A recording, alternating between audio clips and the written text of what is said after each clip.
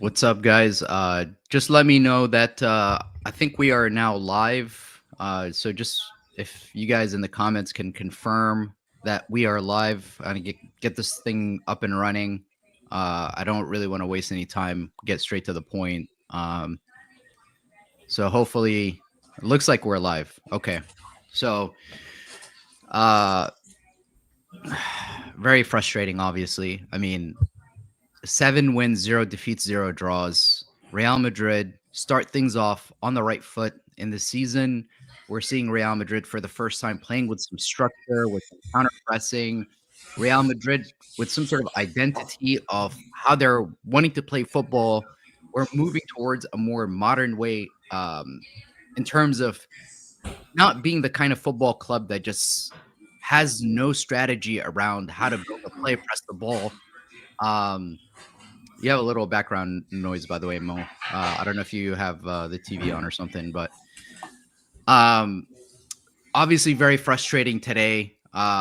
Today, I'll just say that first of all, I have to talk about the fact that Alvaro Carreras had an absolutely abysmal performance. Oh, by the way, real quick, guys, the tactical video is going up on my Patreon. So if you guys are not already subscribed, I'm going to be reducing the fee to be a Patreon on patreon.com. I'm going to reduce it after this podcast. So if you guys want to join for the next couple of days, I'm going to make sure that that I reduce, you know, the entry fee for that. So if you guys want to be patrons, um, but absolutely disgusting performance by Alvaro Carreras. On the ball, he was just giving away the ball so cheaply. Poor performance. Real Madrid today, the XG was 2.99 for Atleti, and for Real Madrid, the XG that they created was 0.78. Uh, Real Madrid has 62% possession. So dominated the ball, had a lot of the possession, but they were not able to create anything. And Atleti, every cross they put into the box was somehow Real Madrid was going to concede. Yeah, Mo, you have you have a lot of noise, background noise over there. So I'm also seeing that in the chat. I don't know if you have. I think I fixed it. Okay, all right. So what was your initial thoughts on that? Yeah, definitely a rough game for Carreras. I guess this being his first Madrid derby, I don't know if the occasion got to him. I think he is, correct me if I'm wrong, a young player. But yeah, overall, it's a derby match. I don't think Atletico has had a good start to the season, but you and I always knew they were going to show up for this game. Um, Overall, I think, especially in the first half, Madrid was clearly the better side. You can see already Xabi Alonso's imprint on this team in terms of the way they build the game, the territorial advantages that they try to build. Um, I think if we want to start with the positives today instead of just focusing on some of the downside, I think Arda Güler probably announced himself on the world stage today. He's had obviously good games this season, being a starter and a Club World Cup, but to me today was the first big match where I think he's played with that authority, where he's kind of shown himself to be one of the top players in the team. Yeah, I Yeah, agree. what did you think of his performance today? Yeah, I mean Arda today. Obviously, he finds Kylian Mbappe for that one opportunity, but he played on the right hand side. We formed a 4-4-2 out of possession. He played on as a right midfielder. Arda Güler, you don't need a lot of opportunities. If you feed him the ball in dangerous positions, he's gonna hurt you. He obviously comes off um, after what 60 minutes. It made no sense to me. He was the only player on the ball who was doing anything for Real Madrid. And Yeah, so that was the frustrating thing to me is clearly Real Madrid was being overrun. And I saw even Jude Bellingham clearly I felt like he lacked a lot of that match sharpness. Jude Bellingham today was first not, game back. Yeah, yeah, first game back. And you try to force a guy like that into the starting lineup when he hasn't been playing. It clearly did not pay off. That was a gamble that you took. And then the Alvaro Carreras, like to me, it made no sense to me the amount of times that he was giving up the ball and the moment just seemed too big for him. He just, you know, Young players learn from these things, right? Like and that's that's the thing. yeah, It's a long-term investment, and we've seen teams take losses like this and then go on to win the league. Remember Chelsea? What was it under Antonio Conte. Conte? Yeah, Who was it that they lost to? I remember Arsenal they it was Arsenal. They 3-0. Yeah, Chelsea took that defeat, and from there they turned it up, and they did not lose a single match. Um, but today, I mean, this is the thing. I don't want to go in this direction, but the thing is, for me, is I'm in favor still of having Xabi Alonso as the manager of this football club because of we can't just negate what he's done across 7 games and take this one match and say all of a sudden we should sack Xabi Alonso. That is not fair at all to Xabi Alonso. But at the same time, we have to say that Carlo Ancelotti in these big matches, at least he had the team a little bit more calm and up for these big moments, especially the games in the Champions League. So my thing is, that's the big thing about Xabi Alonso that you don't have with an experienced manager. You know what I mean? I think it's the style, right? So Xabi Alonso, you could argue this is his first huge match outside the Club World Cup this season. Maybe Carlo would have been, like you said, a little bit more cautious. The team would have been a little bit more defensive, and he'd look to Vinny and Mbappe to win the game for him. That's not Xabi Alonso's style. Xabi Alonso comes from that Pep Guardiola school of we're going to control this game, we're going to play our football. And sometimes when that happens, the other team is going to punch back, right? Especially when it's a Madrid derby. And again, I think going forward, Real Madrid looked pretty good today. But you can't ever concede 5 goals and expect to win a match, right? And that's the thing. To me, since Toni Kroos left, not only does Real Madrid struggle to manage games, and see, my mind always goes to both him and Luka Modric, because Luka Modric and Toni Kroos at the height of their powers when Real Madrid has them in a game where you're up 2-1, forget about getting the ball. They control the momentum of the match. And so I feel like that is the thing that is missing in this Real Madrid team right now, is that even when you're up in the match, you're struggling to manage the moment. You lose momentum, and eventually you open yourself up to conceding goals. And it doesn't seem like Real Madrid is really in a position to keep a lead anymore. And that's been sort of the frustrating thing to me, is to see Real Madrid when they're ahead in a match, they don't have that control in the midfield to be able to just control the game, dictate the play. Even the game against Oviedo, like, this is a relegation side. We were up 1-0. They were hitting the post. They were having opportunities. We ended up winning that game 3-0. But in that game, me and you watched it together. We were talking about how Real Madrid was struggling against a relegation side to be able to manage their lead. And to me, it's the writing was on the wall. If you Yeah. cannot shut down teams that are inferior, eventually you're going to get found out against the big teams.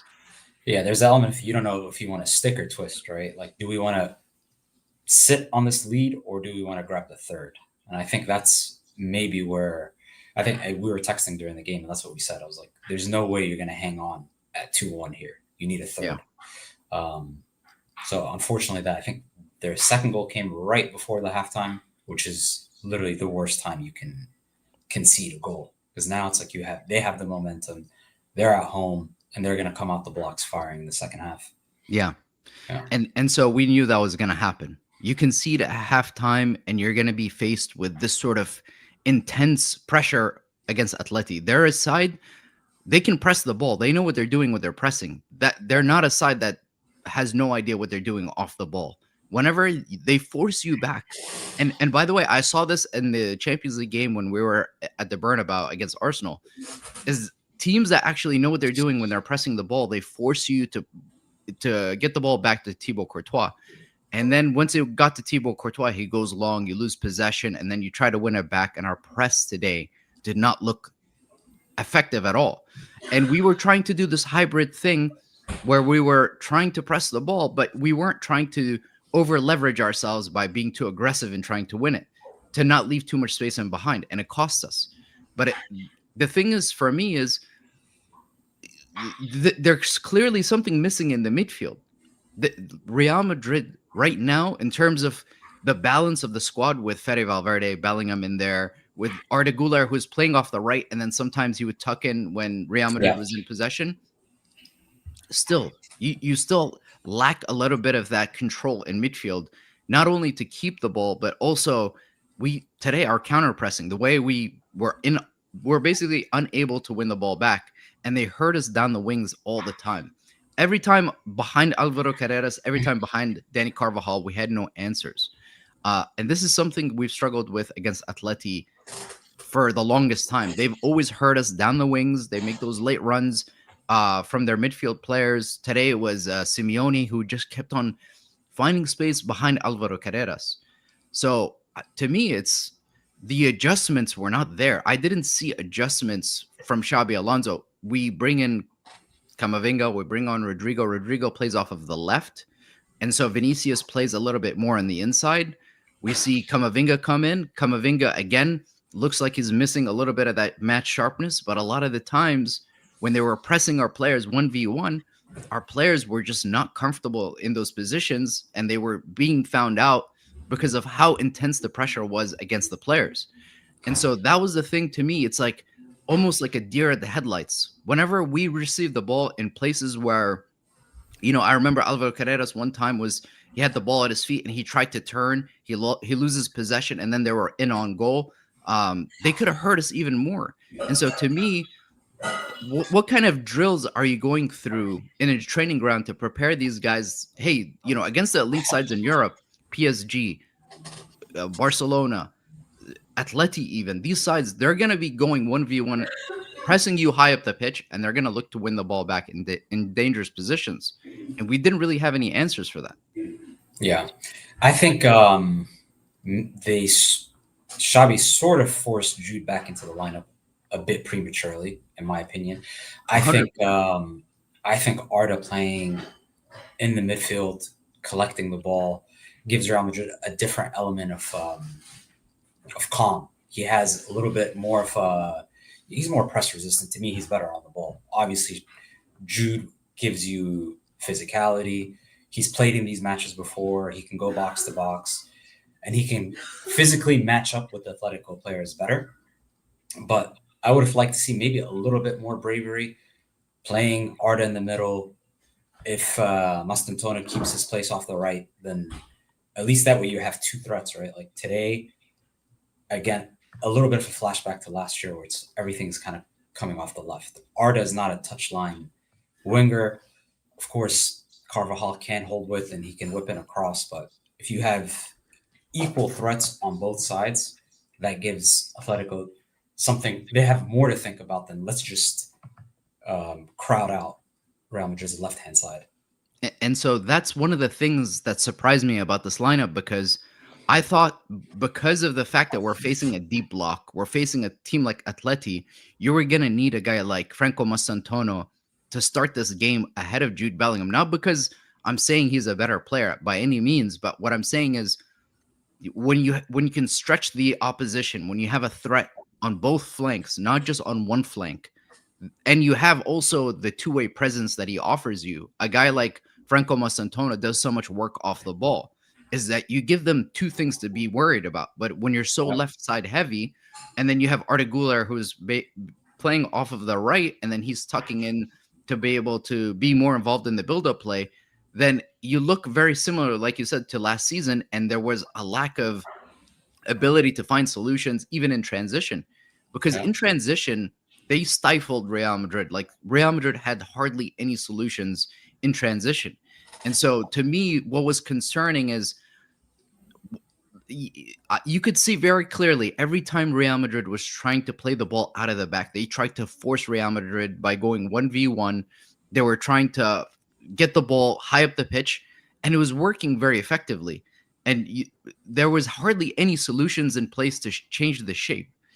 Only later in the match do we see Rodrigo come into the game, and he plays off the left, and we say Vinicius play in the middle more. And then at times we'd see even Kylian Mbappe drift out into the right-hand side. So the lack of answers and solutions, to me, is the thing that concerned me the most, is the fact that you can lose matches. Things can happen. You can lose momentum of the game. You can have individual errors. But to me, it's that was the most concerning thing for me, is the lack of innovation of ideas when the game is slipping out of your hands. You know what I mean? Because we could Yeah. see it happening in real time. For me, I would say the biggest concern was the ability to defend the box today. Again, I don't know if the plan was at times, let's not allow the early cross in, but every single cross inside that Madrid box looked like it could be a goal today. Yeah, So especially down Danny Carvajal's side. yeah, For some reason, the crosses just kept on coming in, and they looked dangerous. We could not defend our and box. set pieces. And set pieces. To me, it made no sense. Like, especially with Dean Howson in there, losing that header. Like, I genuinely don't understand how you lose the flight of the ball.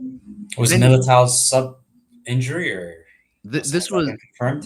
the goal that came right before halftime, Yeah, where but I'm saying Militao came out at halftime. Was that confirmed as an injury or what was that about?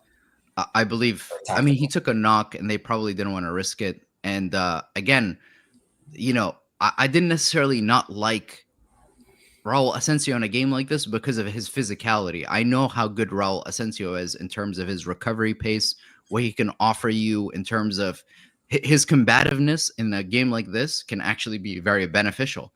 Um, Militao, again, in terms of ball progression, he's better than Raul Asensio.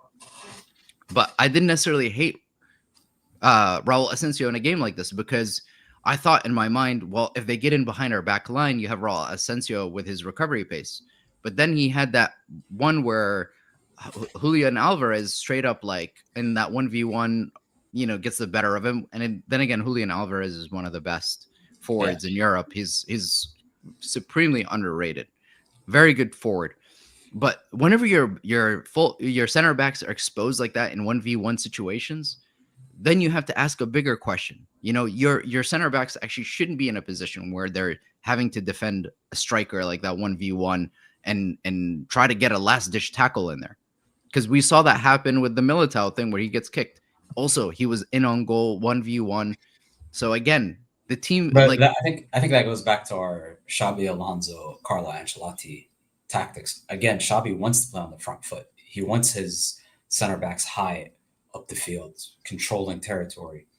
I think Carlo is okay with we'll sit in a little bit deeper and let Vinny win us the game. So that's one of the things that you're gonna miss out on, right? If you're trying to play on the front foot, the other team is gonna get more chances. well, I agree. I'm with you on that. And the thing is, my concern with that is we saw how long it took for Pep Guardiola to get his City side to start up and running. That first season, they didn't win the Premier League, and that was my concern all along with Xabi Alonso. Is he's the kind of guy who's going to come in and revolutionize your team, and it's going to take him time to be able to institute that. But to me, that's the biggest concern: is you're going from a much different ethos where Real Madrid is sitting back in a lot of games like this.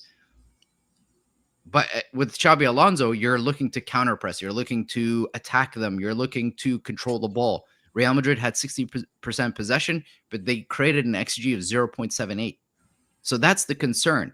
It's when you do have the ball, there's a lack of movement off the ball. A lot of the players are so static and they're not making off ball runs. And so it becomes so easy for you to defend against that. Versus Atleti, when they do have the ball and they're on it, you're seeing late runs from the half space. You're seeing them attack you down the wings where they're creating opportunities, and then they're crossing it into the box. So they have threats in there. They have a way of being able to take advantage of their opportunities. Whereas Real Madrid, we're getting the ball. Kylian is dropping very deep to be able to collect it and get his touches on the ball. But there's no penetration. There's nothing where you're creating high quality chances. Moments of magic from Vinicius for him to create that goal that Arda scores. Arda Güler, the goal that Kylian Mbappe scores, it comes out of nowhere. So those two goals came from moments of magic, and to me, that is the bigger concern. Because last season, when we played them in the Champions League. We played them the second game at the Metropolitano, and we lost that game, but we won in penalties because we won the first game at the Bernabeu. And the only reason why we won the first game at the Bernabeu is because Brahim Diaz had that moment of magic where he cuts through 3-4 players and he scores a back post. And so if you are beating Atleti because you're relying on these like moments of brilliance from like players like Brahim Diaz, and today obviously with Vinicius and Arda Güler and Kylian Mbappe, that's more of a concern to me. To me, I'm more concerned when I see my team scoring goals, winning matches against teams just because of moments versus control and actually being able to dominate the game. Because we talked about in this podcast, under Carlo Ancelotti, we were a team that could go and be dominated and still have those moments and win the Champions League. But that is not the way we play football under this new Xabi Alonso era. And currently, the way Real Madrid is designed to be able to win these games under Xabi Alonso is to have more control, to dominate possession, like we did 72% possession against Espanyol the other day, 62% possession against Levante. We're creating more XG, we're dominating the ball more. But now this game, it was like I felt like this was a Carlo Ancelotti type of performance where Real Madrid kind of they allowed Atleti to do their thing. They were getting counter pressed. They didn't win the ball high up the pitch one time. They didn't create any sort of XG. So I don't know. You have to also keep. This has always been a bogey stadium for Real Madrid. Like, I don't think we're going to see Atletico play this well for the rest of the season.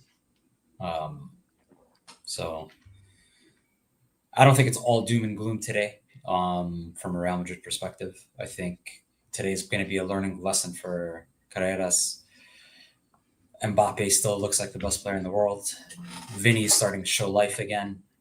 Like I said, it was Arda Güler's first, for me, like big match where he's, shown himself on the world stage.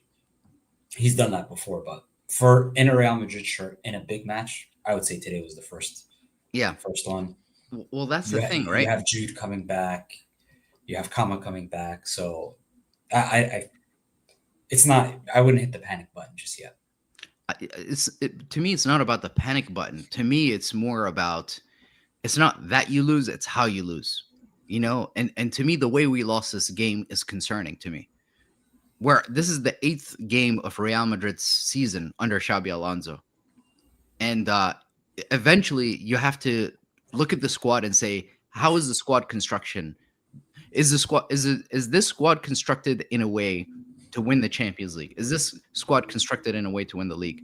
If Barca wins their next match, they go top of the league, right? We face them next month, October, towards the end of the month. They're coming to the Bernabeu. If we play like this against Barca, there's no way we're winning that match. We're not going to beat Barcelona if we play like that. So again, to me, I was really let down by the performances of individual players throughout the entire match. Dean Howson today, talk about one of the most essential players for us in terms of like him being an elite center back and leading the ball progression from the back. Alvaro Carrera, same thing. He's been elite. He played at center back. He looked really good there. Defensively today, he was getting exposed. He was not winning his 1v1 duels. Fede Valverde so far this season hasn't looked that great. He looks like a player. And again, Fede has been starting and playing every single game.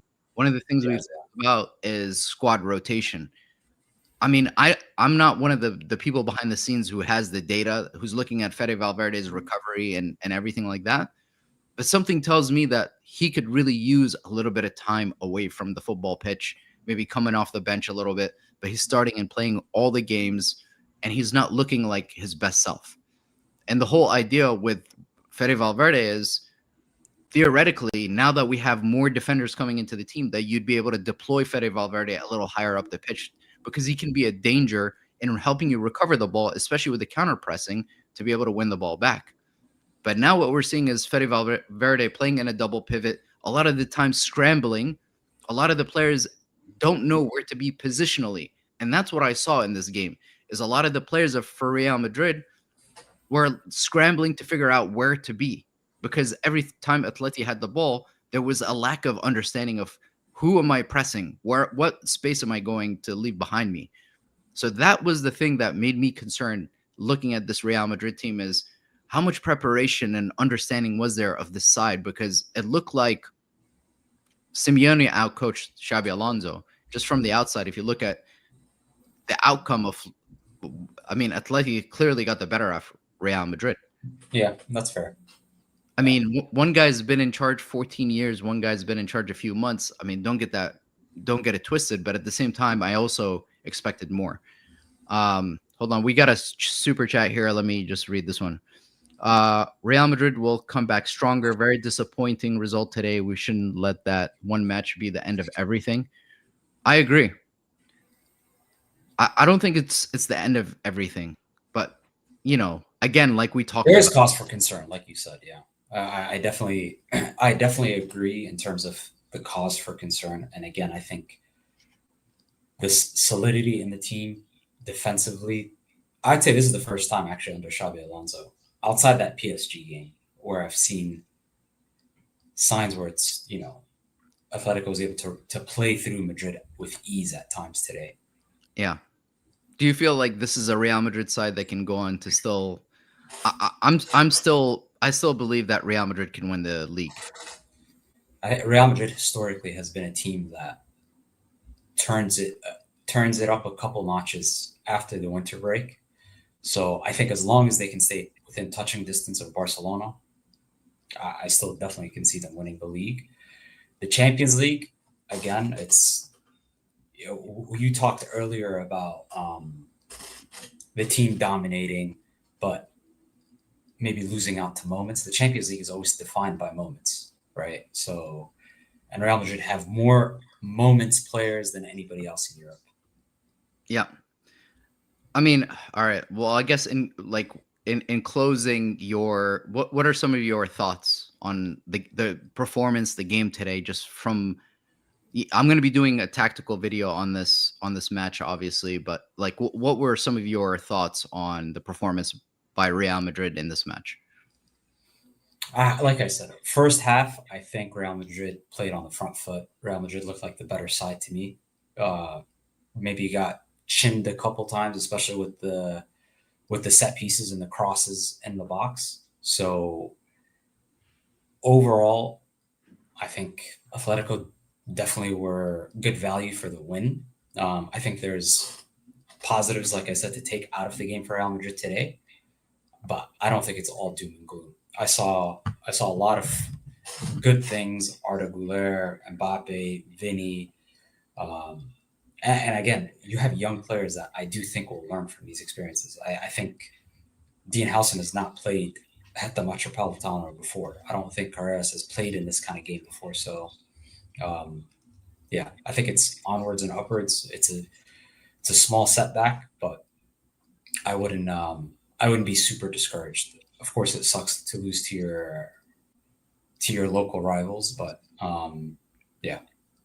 Let me read some of the comments that are coming out from Xabi Alonso. He says, "Today we were bad at everything. We failed to compete, and we were not at the level required by Real Madrid." He expressed disappointment in the team's lack of intensity, failure to win duels, inability to create chances, calling it deserved defeat in which there were no excuses. Alonso plans to use this pain to fuel future improvement, emphasizing the need to analyze what went wrong and use it as a positive pain for the future. Yep. Okay, we have another super chat. Let me just read this one. Replacing Arda in the match was literally a crime. Yeah, to me, the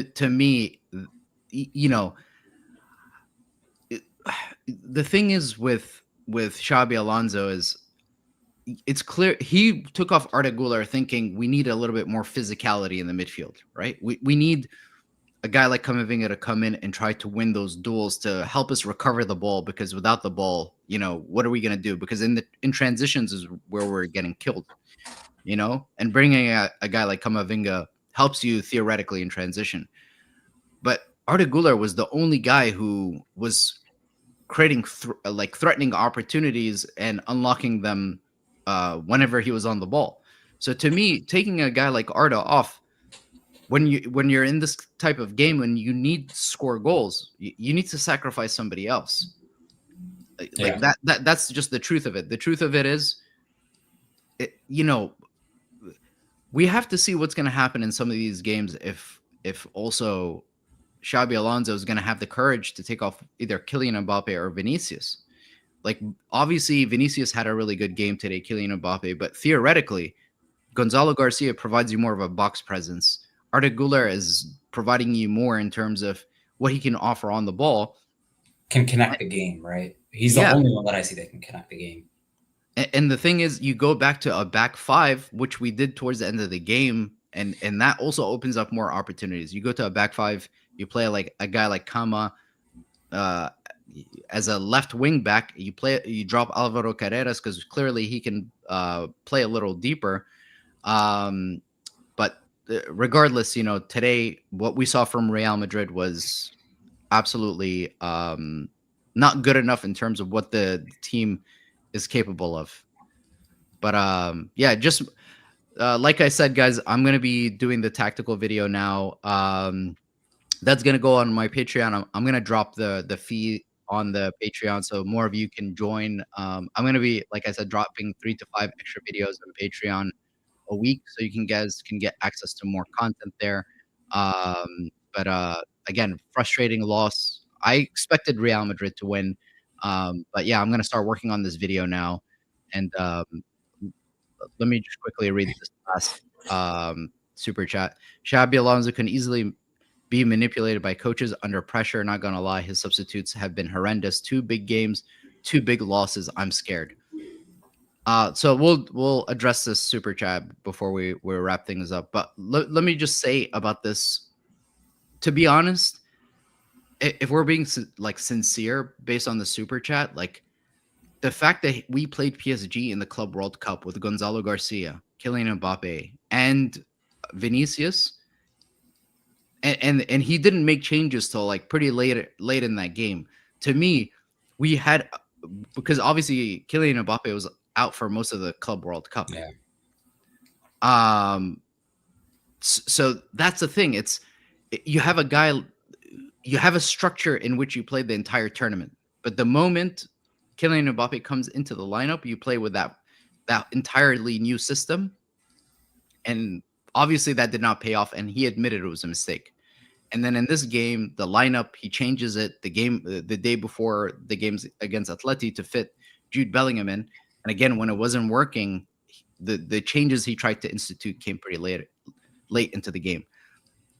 Again, I want to make this clear. I'm not saying I wish Carlo Ancelotti was the manager of Real Madrid, because I'm not saying that at all. I still like Xabi Alonso, but there were so many times in matches where Carlo would notice things weren't working and he would make changes during the match.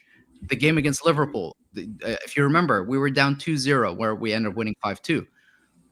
Uh, and it was Modric who was getting overrun. So he told Modric and Valverde to switch positions. And so then Valverde was playing as a left CM and Modric switched to a right CM because that's where they were hurting us with Salah and down Liverpool's right hand side. So Carlo was really good about making those changes throughout the game and seeing where things were not working and making those immediate switches. But in this, so far with Xabi Alonso, it's the 2 big defeats we've had. The adjustments haven't been there, and to me, that's the concern going forward, which is you need to find these solutions throughout the match. You need to be able to shapeshift and find solutions when things are not going your way. And so that's the thing that had me the most concerned. As I a think Real it's also it's a learning process, not just for these players, right? It's also a learning process for Xabi Alonso. He's had less than 15 games with these players, so he's still learning about them in different game phases. So I think you have a top manager in Xabi Alonso. I agree. I would not be calling for any rash decisions this early into the season. For sure. All right. Well, that's all we got for this one, guys. And stay tuned. A lot more content coming. And this is obviously, hopefully a learning experience, because the one we really want to win is the Clasico. So hopefully that's the one where we get our shit together. Signing out. Thank you all.